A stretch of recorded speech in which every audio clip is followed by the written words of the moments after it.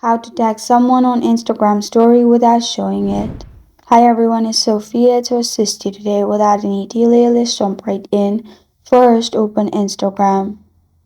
Log into your account and then click on your story at the top. Simply take a picture for your story or add anything you want to add to your story. Then you'll find sticker option on top, click on it. In here, you will find mention option. If you don't find mention, you can also search at the top. Simply click on mention and mention the person you want to add.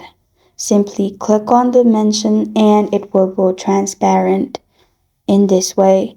After that, you can simply adjust the mention at the bottom or at the top.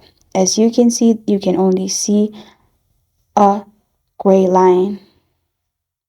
After you're done adjusting, you can simply add on your story and you're good to go. This is how to tag someone on an Instagram story without showing it.